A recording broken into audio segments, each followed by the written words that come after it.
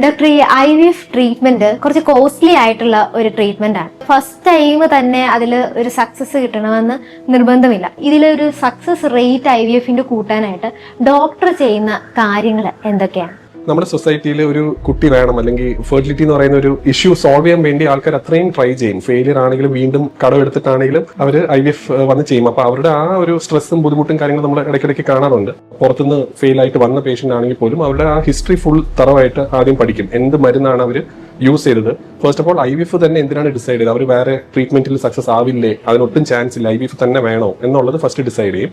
IVF തന്നെയാണ് അവർക്കുള്ള option എങ്കിൽ അത് അവർ ഏത് മെഡിസിൻ എടുത്തിട്ടാണ് അത് IVF ചെയ്തത്, ആ മെഡിസിൻ എടുത്തപ്പോൾ നല്ല ക്വാളിറ്റി എഗ് കിട്ടിയോ, ഈ സ്പേമുമായിട്ട് ചേർത്തപ്പം നല്ല എംബ്രിയോ വന്നോ എന്നൊക്കെ ഉള്ളത് നമ്മൾ ഓരോ സ്റ്റെപ്പ് അവിടെ നടന്ന കാര്യങ്ങൾ കറക്റ്റായിട്ട് പഠിക്കുക. എവിടെയെങ്കിലും ഒരു മിസ്റ്റേക്ക് നടന്നോ അല്ലെങ്കിൽ എവിടെയെങ്കിലും ഒരു കുറവ് നടന്നോ, അതിന് നമുക്ക് ഇമ്പ്രൂവ് ചെയ്യാൻ പറ്റുമോ എന്നുള്ളത് ആദ്യം നമ്മൾ പഠിക്കും. ജസ്റ്റ് ഇവിടെ കയറുന്നതിന് മുമ്പേ ഒരു റിസൾട്ട് ഇപ്പോൾ വന്നിട്ടുണ്ട്. അത് IVF ചെയ്ത് പോസിറ്റീവ് ആയിട്ടുള്ള റിസൾട്ടാണ്. അവർ മാരേജ് കഴിഞ്ഞ് എനിക്ക് തോന്നുന്നു 20-25 ഇയേഴ്സ് ആയി കാണും. അപ്പം ഇത്രയും വർഷങ്ങളായിട്ട് അവരൊരു 15 IUIs ചെയ്ത് കാണും, ഒരു 3 to 4 IVFും ചെയ്തിട്ടുണ്ട്.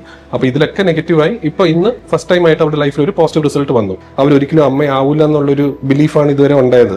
അതൊന്ന് മാറ്റി കൊടുത്തു, ഒരു ഹോപ്പ് കൊടുത്തു, ഒരു പോസിറ്റീവ് സപ്പോർട്ട് കൊടുത്തു. ഈ ഇഞ്ചെക്ഷൻസും മെഡിസിൻസ് ഒക്കെ പോകുമ്പോഴത്തേക്കും അതൊന്നും അവരുടെ ഒരു കുറ്റം കൊണ്ടല്ല ഇതുവരെ കുഞ്ഞ് ഉണ്ടാവാത്തേ എന്നുള്ള ഒരു ബിലീഫ് കൊടുത്തിട്ടാണ് പുള്ളിക്കാരി കുറച്ചുകൂടെ എന്താ പറയാ looking forward to being a mother, അങ്ങനത്തെ ഒരു മൈൻഡ് സെറ്റ് ആയത്. അപ്പൊ അതാണ് ഇവിടെ ഒരു ഡിഫറൻസ് ഉണ്ടാക്കിയത്. മനസ്സിലൊരു ടെൻഷനോ ഒരു ഡൗട്ടോ ഒന്നും ഇല്ലാതെ മുന്നോട്ട് പോകാൻ പറ്റിയാലായിരിക്കും കുറച്ചുകൂടെ സക്സസ് ചാൻസ് കൂടുന്നത്. അങ്ങനെ ഒരു സാഹചര്യം ഉള്ള ഒരു സ്ഥലത്ത് വേണം പോവാൻ.